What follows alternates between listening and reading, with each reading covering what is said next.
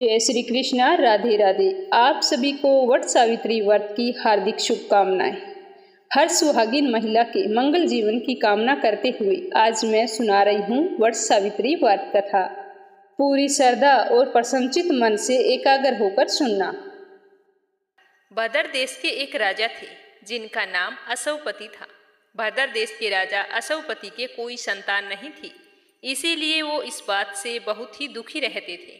उन्होंने संतान की प्राप्ति के लिए मंत्र उच्चारण के साथ प्रतिदिन 1,00,000 आहुतियां दी। 18 वर्षों तक यह कर्म जारी रहा। इसके बाद सावित्री देवी ने प्रकट होकर वरदान दिया कि हे राजन, तुझे एक तेजस्वी कन्या पैदा। इस तरह के वचन सुनकर राजा असवपति बहुत ही खुश हुए। 9 महीने बाद उनके घर बहुत ही सुंदर कन्या ने जन्म लिया। सावित्री देवी की कृपा से जन्म लेने के कारण उस कन्या का नाम भी सावित्री रखा गया। कन्या बड़ी होकर बेहद ही रूपवान और गुणवान थी, हर कार्य में निपुण थी। सावित्री के बड़ा होने पर उसके पिताजी को उसके विवाह की चिंता हुई। वो उसके लिए वर ढूंढने लगे, लेकिन योग्य वर न मिलने के कारण सावित्री के पिता बहुत ही दुखी रहने लगे। तो एक दिन सावित्री ने कहा कि पिताजी, आप इतने उदास क्यों रहते हो? मुझे बताओ कि क्या बात है। तो उसके पिताजी ने कहा कि बेटा, मैं तुम्हारे लिए कोई योग्य सुंदर वर तलाश कर रहा हूँ, लेकिन वो मुझे नहीं मिल रहा। अब मैं चाहता हूँ कि तुम स्वयं ही अपने लिए वर तलाश करो। पिता की आज्ञा पाकर सावित्री तपोवन में चली गई। वहां पर सालव देश के राजा धूमतसेन रहते थे।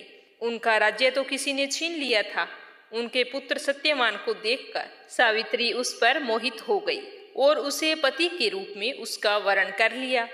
ऋषि राज नारद को जब इस बात का पता चला तो वह राजा असवपति के पास पहुंचे और कहा कि हे राजन, यह आप क्या कर रहे हैं? सत्यवान गुणवान है, धर्मात्मा है, बलवान भी है, लेकिन एक चिंता की बात है कि उसकी आयु बहुत ही छोटी है। वह अल्पायु है, 1 वर्ष के बाद ही उसकी मृत्यु हो जाएगी। तो ऋषि राज नारद की बात सुनकर राजा असवपति घोर चिंता में डूब गई। तो फिर सावित्री ने अपने पिताजी से पूछा कि पिताजी, आप चिंतित क्यों हैं? तो उसके पिताजी ने कहा कि पुत्री, जिस राजकुमार को तूने अपने वर के रूप में चुना है वह अल्पायु है। मैं चाहता हूँ कि तुम किसी और को अपना जीवन साथी बनाओ। तो इस पर सावित्री ने कहा कि पिताजी, आर्य कन्याएं अपने पति का वरण एक ही बार करती है। राजा एक ही बार आज्ञा देता है और पंडित एक ही बार प्रतिज्ञा करता है और कन्यादान भी एक ही बार किया जाता है। और सावित्री हट करने लगी और बोली कि मैं सत्यवान से ही विवाह करूंगी। तो राजा असवपति ने सावित्री के कहने पर उसका विवाह सत्यवान से कर दिया। विवाह के बाद सावित्री अपने ससुराल यानी कि जंगल में जाकर अपनी सास ससुर की सेवा करने लगी। समय बीतता चला गया। नारद मुनि ने पहले ही सावित्री को सत्यवान की मृत्यु का निश्चित समय बता दिया था। जैसे जैसे वह दिन करीब आने लगा तो सावित्री अधीर होने लगी। उसने 3 दिन पहले ही व्रत रखना शुरू कर दिया। नारद मुनि द्वारा कथित निश्चित तिथि पर उसने पितरों का पूजन किया। हर दिन की तरह सत्यवान उस दिन भी जंगल में लकड़ी काटने के लिए जा रहा था। तो सावित्री ने कहा कि आज मैं तुम्हारे साथ चलूं। तो सत्यवान की आज्ञा पाकर सावित्री सत्यवान के साथ जंगल में लकड़ियां काटने साथ चली गई। जंगल में पहुंचकर सत्यवान लकड़ी काटने के लिए एक पेड़ पर चढ़ गया। तभी उसके सिर में बहुत ही तेज दर्द होने लगा। दर्द से वह व्याकुल होकर पेड़ से नीचे उतर गया। तो सावित्री अपना भविष्य समझ गई थी।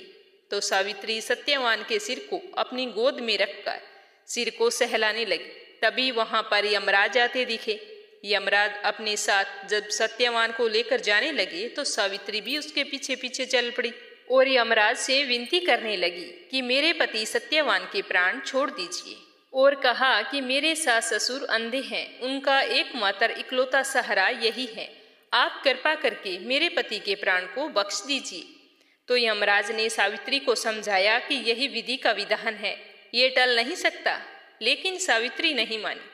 सावित्री की निष्ठा और पति परायणता देखकर यमराज ने सावित्री से कहा कि हे देवी, तुम धन्य हो, तुम मुझसे कोई वरदान मांग सकती हो। मैं तुम्हें 3 वरदान देता हूँ। तो सावित्री ने कहा कि मेरे सास ससुर वनवासी और अंधे हैं, आप उन्हें दिव्य ज्योति प्रदान करें। तो यमराज ने कहा कि ऐसा ही होगा, अब तुम लौट जाओ। लेकिन सावित्री तो अपने पति सत्यवान के पीछे पीछे चलती ही रही। तो यमराज ने देखा तो कहा कि देवी तुम वापस चली जाओ। तो सावित्री ने कहा कि भगवान, मुझे अपने पति देव के पीछे चलने में कोई परेशानी नहीं है, पति के पीछे चलना मेरा कर्तव्य है। तो यह सुनकर यमराज ने कहा कि अब तुम दूसरा वरदान मांगो और फिर वापस चली जाना। तो सावित्री बोली कि मेरे ससुर का राज्य छिन गया है, आप कृपया करके पुनः वापस दिला दें। तो यमराज ने सावित्री को यह वरदान भी दे दिया और कहा कि अब तुम लौट जाओ। लेकिन सावित्री तो फिर भी पीछे पीछे चलती रही। तब यमराज ने सावित्री को तीसरा वरदान मांगने को कहा और कहा कि वरदान मांगने के बाद तुम्हें वापस जाना ही होगा। तो सावित्री ने कहा ठीक है। इस पर सावित्री ने 100 संतानों और सौभाग्य का वरदान मांगा। तो यमराज ने इस बार भी वरदान सावित्री को दे दिया। और जैसे ही यमराज सत्यवान के प्राणों को लेकर चलने लगा तो सावित्री तो फिर पीछे पीछे चलने लगी। तो यमराज ने कहा कि अब पीछे आने का क्या कारण है, मैं तुम्हें तीनों वरदान दे चुका हूँ, अब तुम वापिस चली जाओ। तो सावित्री ने यमराज से कहा कि प्रभु, मैं एक पतिव्रता पत्नी हूँ और आपने मुझे पुत्रवती होने का आशीर्वाद दिया है। जब आप मेरे पति के प्राणों को ले जाएंगे तो मैं 100 संतानों को जन्म कैसे दूंगी। यह सुनकर यमराज को सत्यवान के प्राण छोड़ने पड़े और यमराज वहां से अंतर्ध्यान हो गए। सावित्री उसी वट वृक्ष के पास आ गई जहां उसके पति का मृत शरीर पड़ा था और देखते ही देखते सत्यवान जीवित हो गया और उठकर बैठ गया। दोनों खुशी खुशी अपने राज्य की ओर चल पड़े। दोनों जब घर पहुंचे तो देखा कि माता पिता को दिव्य ज्योति प्राप्त हो गई है और खोया हुआ राज्य भी मिल गया है। इस प्रकार सावित्री और सत्यवान लंबे समय तक अपने समस्त सुखों का भोग करते रहे। इसीलिए हर औरत को पतिव्रता सावित्री की तरह अपने पूरे परिवार के सकुशल होने की कामना को लेकर इस व्रत को शुरू करना चाहिए, ताकि हर औरत को अखंड सौभाग्य और सुख समृद्धि का आशीर्वाद मिले। तो इस तरह वट सावित्री का व्रत रखकर इस दिन कथा को अवश्य सुनना चाहिए। कथा सुनने से उपासक के वैवाहिक जीवन या जीवन साथी की आयु पर आई हुई किसी तरह की समस्या हो तो वो टल जाती है। यह व्रत अमावस्या के दिन आता है, इसीलिए इस दिन सुहागिन महिलाओं को सोमा धोबिन की कथा भी अवश्य सुननी चाहिए और साथ में एक कथा गणेश जी की और लपसी तपसी की कहानी भी सुननी चाहिए। तो पहले अपने सुनते हैं सोमा धोबिन की कथा, उसके बाद में सुनेंगे गणेश जी की और उसके बाद में सुनेंगे लपसी तपसी की कहानी। एक साहूकार था, उसके 7 बेटे और 7 बहुएं और एक बेटी थी। उस साहूकार के घर अक्सर एक जोगी भिक्षा लेने आया करता था। जब उस साहूकार की बहुएं उसे भिक्षा देती तो वह खुशी से लेता और आशीर्वाद देता हुआ चला जाता। जब कभी साहूकार की बेटी जोगी को भिक्षा डालने आती तो वह भिक्षा नहीं लेता और बोलता कि बेटी सुहागन तो है पर इसके भाग्य में दुख लिखा है। ऐसा सुनकर बेटी दुबली होने लगी, किसी को कुछ भी नहीं बताया। ऐसा करते करते काफी समय बीत गया। एक दिन उसकी माँ ने कहा कि बेटा ऐसी क्या बात है, अच्छा भला खाने पीने को देती हूँ फिर भी तुम बिल्कुल पतली होती जा रही हो, कोई बात है तो मुझे बताओ, तुम्हें चिंता करने की कोई भी आवश्यकता नहीं है। तो इस पर बेटी ने अपनी माँ को वो जोगी वाली सारी बात बता दी। तो माँ ने कहा ये बात थी तो तुम मुझे पहले ही बता देती, अब की बार जब वो जोगी भिक्षा मांगने के लिए आए तो तू ही भिक्षा डालने के लिए जाना और मैं किवाड़ के पीछे छुपकर बैठ जाऊंगी। तो ऐसा ही हुआ। दूसरे दिन वो जोगी भिक्षा के लिए आ गया और साहूकार की बेटी जैसे ही भिक्षा डालने गई तो उसकी माँ किवाड़ की ओट में खड़ी होकर बातें सुनने लगी। तो जोगी फिर से वैसे ही बोला कि तेरे भाग्य में सुहाग तो है पर सुहाग का सुख नहीं लिखा, मैं तुमसे भिक्षा नहीं ले सकता। तो ये सुनते ही उसकी माँ बाहर निकल आई और बोली कि हे महाराज, एक तो मेरी बेटी आपको भिक्षा डालती है और आप उसे ऐसा आशीर्वाद देते हैं, क्यों, क्या बात है, आप मुझे बताओ। तो वह बोला कि इसकी शादी तो जरूर होगी, लेकिन फेरों के वक्त सांप इसके पति को डस लेगा जिससे उसकी मृत्यु हो जाएगी, तो इसके भाग्य में सुहाग का सुख नहीं लिखा। तो उसकी माँ ने जोगी के पांव पकड़ लिए और कहा कि आप ही इसका कोई उपाय बताओ, जब आप इसके भाग्य में लिखा बता सकते हैं तो आप इसका उपाय भी बता सकते हैं। ऐसा कहकर वो रोने लगी। तो साधु ने कहा कि 7 समुद्र पार एक सोमा धोबिन रहती है। वह प्रत्येक माह की अमावस्या का व्रत करती है। यदि वह इसका फल इसको दे देती है तो इसके भाग्य में लिखे हुए दुख टल जाएंगे। वो ज्यादा कहीं आती जाती नहीं है, बहुत ही धर्मपरायण स्त्री है। अब उसे कैसे राजी करके आपको लाना होगा ये आप ही जानो। यह कहकर साधु बाबा वहां से चले गए और उस लड़की की माँ जैसा साधु बाबा ने बताया था उसी रास्ते पर सोना धोबन को ढूंढने के लिए निकल पड़ी। चलते चलते वो तेज गर्मी की वजह से बिल्कुल थक चुकी थी और एक पीपल के पेड़ के नीचे विश्राम करने लगी। तो उसने अचानक देखा कि एक सांप आ रहा है जो पीपल के पेड़ के ऊपर चढ़ रहा था। तो साहूकारनी ने पीपल के पेड़ पर देखा तो पेड़ के ऊपर गरुड़ पक्षी का घोंसला था। तो उसने सोचा कि इसके अंदर गरुड़ के अंडे होंगे, अगर यह ऊपर गया तो उन अंडों को खा जाएगा। तो यह सोचकर उसने सांप को मार दिया। इतने में वहां पर गरुड़ पक्षी का जोड़ा उड़ता उड़ता आकाश से आया और चोंच मारने लगा और कहने लगा कि तुमने हमारे बच्चों को मार दिया। तो वो बोली कि मैंने तुम्हारे बच्चों को मारा नहीं है, मैंने तो तुम्हारे बच्चों को बचाया है। यह कहते हुए उसने सांप की ओर इशारा किया। तो गरुड़ पक्षी बहुत ही खुश हुए और बोले कि आपको जो भी मांगना है सो मांगो, तुमने हमारे बच्चों की रक्षा करके हम पर बहुत ही बड़ा उपकार किया है। तो लड़की की माँ बोली कि मुझे 7 समुंदर पार जाना है, जाने का कोई रास्ता नहीं है। अगर आप मुझे वहां पर पहुंचा देते हैं तो यह उपकार मैं आपका जिंदगी भर नहीं भूलूंगी। तो गरुड़ ने उसे अपने ऊपर बैठाया और 7 समुंदर पार सोना धोबिन के घर के पास छोड़ दिया। वहां पर उस लड़की की माँ ने देखा कि सोना धोबन के 7 बहुएं और बेटे थे। बहुएं काम के लिए अक्सर लड़ती थी। तो सोना धोबिन ने सोचा कि यही एक मौका है सोना धोबिन को खुश करने का। उस दिन से उसने उसके घर का सारा काम करना शुरू कर दिया। जब सोना धोबिन सुबह उठती तो उससे पहले सारा घर का काम किया हुआ होता। झाड़ू लगाना, पानी भरना, पशुओं को चारा डालना, सारा काम किया होता। तो सोना धोबिन ने सोचा कि पहले तो मेरी बहुएं इतनी काम के लिए लड़ाई करती थी, अब सूर्योदय होने से पहले ही सारा काम निपटा देती है। तो कौन सी बहू है जो ऐसा करती है, मुझे छुप कर देखना होगा। अगले दिन सोना धोबिन सुबह जल्दी उठी और छुप कर बैठ गई। तो उसने देखा मुँह अंधेरे एक औरत आई और उसने घर का सारा काम निपटाया। जैसे ही वो जाने लगी तो सोना धोबिन ने उसे पकड़ लिया और कहा कि तू मेरे घर का सारा काम ऐसे चोरी छुपे क्यों करके जाती हो? यह पाप तूने मेरे ऊपर चढ़ा दिया है, इसे मैं कैसे उतारूंगी? तो साहूकारनी ने अपने हाथ जोड़ दिए और बड़े ही दीन स्वर में वो साधु बाबा वाली सारी बात सोना धोबिन को बता दी। तो सोना धोबिन अमावस्या का पुण्य फल उसकी बेटी को देने के लिए तैयार हो गई और कहा कि मैं तेरे साथ चलती हूँ। सोना धोबिन ने अपने बेटे और बहुओं से कहा कि जब तक मैं लौट कर ना आऊं तो आपको घर से बाहर नहीं जाना है और ना ही किसी को घर के अंदर आने देना है। यह कहकर सोना धोबिन साहूकारनी के साथ उसके घर आ गई। अब उसकी बेटी का विवाह तय किया गया।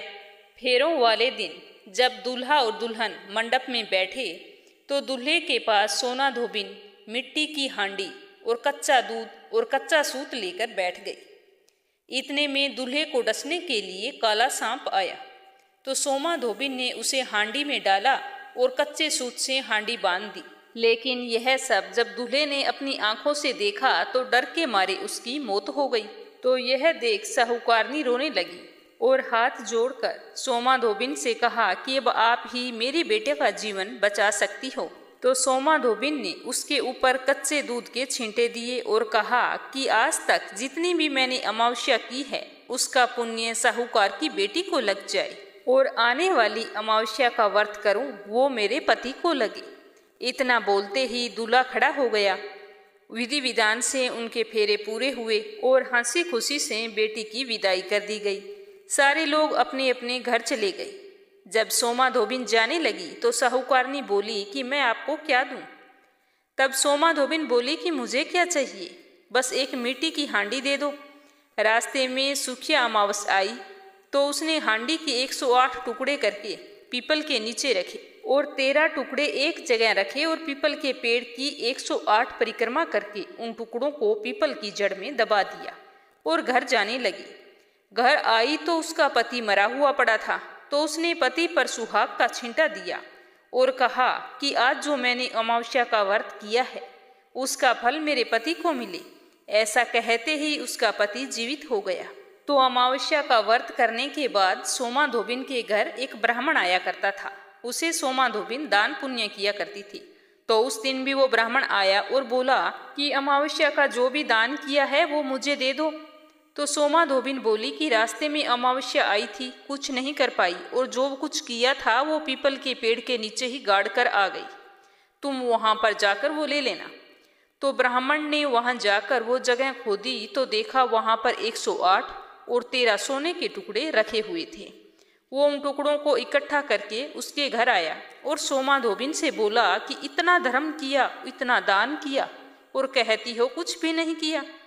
तो सोमा धोबिन बोली ये तुम्हारे भाग का है, आप ले जाओ, मैंने तो कुछ भी नहीं किया। तो ब्राह्मण बोला कि मेरा तो चौथा हिस्सा है, बाकी 3 हिस्से आपके हैं, जिसकी भी आपकी इच्छा हो आप उसे दे देना। तो सोमा धोबिन ने पाठशाला, प्याऊ, धर्मशाला, कुएं, बावड़ी आदि बनाने में वो सारा सोना लगा दिया और ब्राह्मण ने पूरे नगर में ढिंडोरा पिटवाया कि सारे लोग अमावस्या का व्रत करें और पूरी श्रद्धा से सच्चे मन से पीपल वृक्ष की पूजा करें और दान पुण्य करें। हे अमावस माता, जैसा आपने साहूकार की बेटी को अमर सुहाग दिया वैसा सबको देना, कहानी सुनने वाले को और कहानी कहने वाले को। बोलो अमावस्या माता की जय हो। अब दूसरी कथा सुनेंगे गणेश जी की। एक बार गणेश जी महाराज एक सेठ जी के खेत में से जा रहे थे, तो उन्होंने 12 दाने अनाज के तोड़ लिए।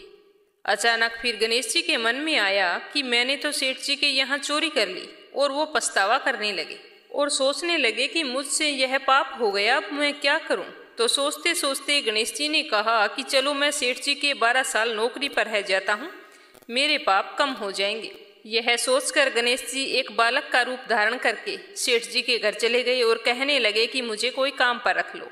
तो सेठ जी को जरूरत थी और उन्होंने काम पर रख लिया। एक दिन सेठानी जी राख से हाथ धो रही थी, तो गणेश जी ने सेठानी जी का हाथ पकड़कर मिट्टी से धुला दिया। सेठानी सेठ जी के पास गई और बोली कि ऐसा क्या नौकर रखा है, नौकर होकर मेरा हाथ पकड़ लिया। तो गणेश जी को बुलाकर सेठ जी ने कहा कि क्यों भाई, तूने ऐसा क्यों किया, सेठानी का हाथ क्यों पकड़ा तूने। तो गणेश जी ने कहा कि मैंने तो एक सीख की बात बताई है कि राख से हाथ धोने से घर की लक्ष्मी नाराज होकर चली जाती है और मिट्टी से हाथ धोए तो लक्ष्मी लौट कर आती है। तो सेठ जी ने कहा कि गणेश जी है तो सच्चा।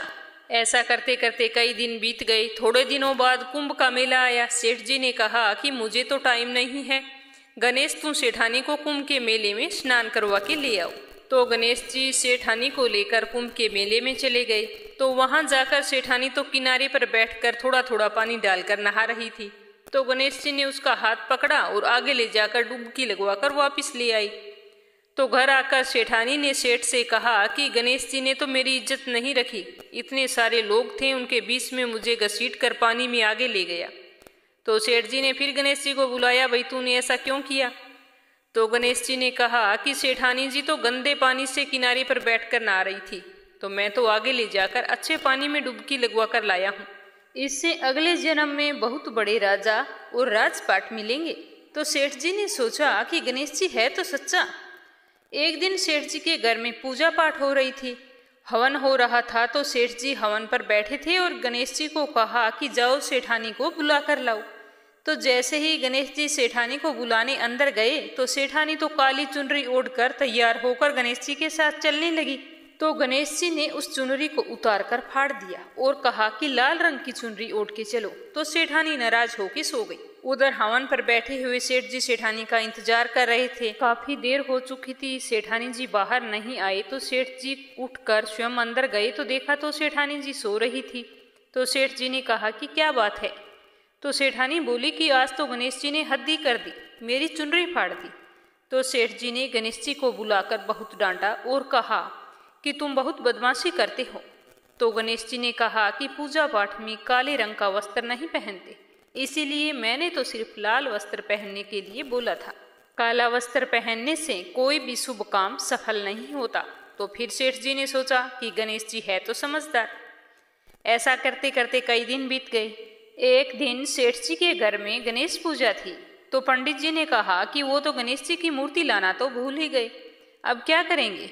तो गणेश जी बोला कि मेरे को ही मूर्ति बनाकर विराजमान कर लो, आपकी पूजा सफल हो जाएगी, आपके सारे काम सफल हो जाएंगे।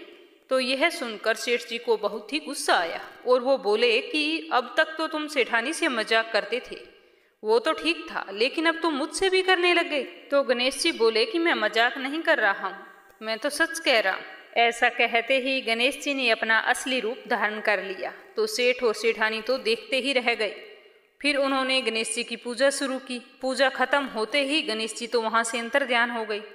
अब और सेठ और सेठानी को बहुत ही अफसोस हो रहा था कि इतने सालों से हमारे पास गणेश जी रह रहे थे और हमें पता ही नहीं चला, अनजाने में हमने उनसे कितना काम करवाया। ऐसा सोचते सोचते सेठ जी तो बहुत ही दुखी हो गया।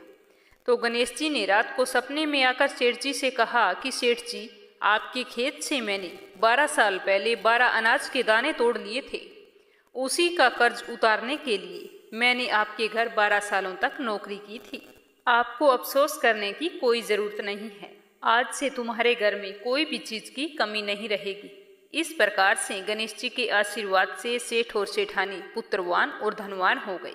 हे गणेश भगवान, जैसी कृपा आपने सेठ और सेठानी पर की, वैसे जुड़ी बहुत ही महत्वपूर्ण कहानियाँ उम्मीद करती हूँ कि आपको ज़रूर पसंद आई होगी। तो प्लीज़ मीरा भक्ति चैनल को सब्सक्राइब ज़रूर करना और इस वीडियो को ज़्यादा से ज़्यादा शेयर करना, ताकि मेरी हर एक बहन तक ये कहानी पहुँचे।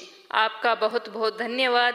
भगवान आपकी समस्त मनोकामनाएं पूरी करे। सभी बहनों के मंगल जीवन की कामना करते हुए आज के लिए बस इतना ही। जय श्री कृष्णा। राधे राधे।